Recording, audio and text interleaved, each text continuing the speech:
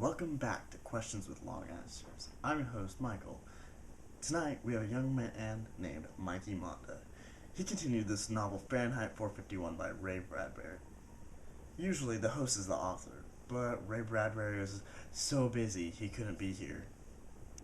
This year, I read the novel Fahrenheit 451. I felt the ending was abrupt, so I continued it on. Well, Mikey, can you tell us some of the difficulties you had on writing your ending?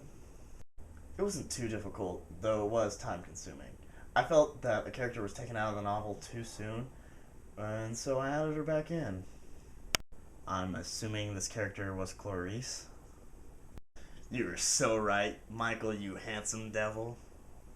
Alrighty then. So, did you use any symbols or themes that the novel used?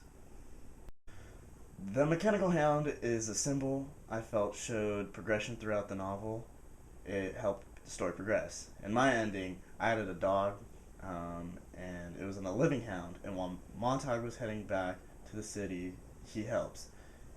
He and the other man hear a sound and can't really tell where it's coming from, and the dog helps them out. And I portrayed the dog from my dog who recently passed away. Very touching.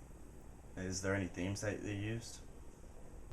Montag had a permanent lack of companionship was a major theme that I saw throughout the novel, and I thought that was unfair to the guy, so I changed it. I gave him a dog, and I bring his friend back, Clarice.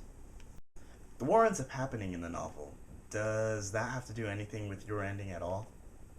I do talk about the aftermath. I used Fred Clement, a man that Montag had met, who was an atomic engineer, to explain the health risks of going too far into the city right after the atomic explosion. All in all, can you give us the way how you ended the story?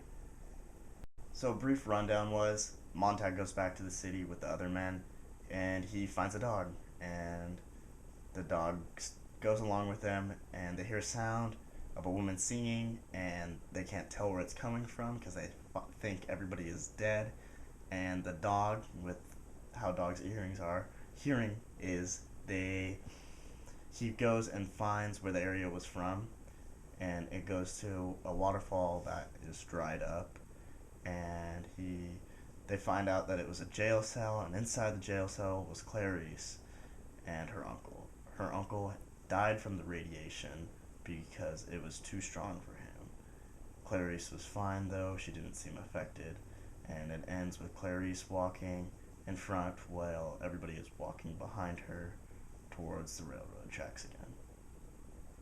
Well, that seems very intriguing. But that's all the time we have for today. Thanks for coming on the show, Mikey. Until next time. Thanks for having me here, Michael.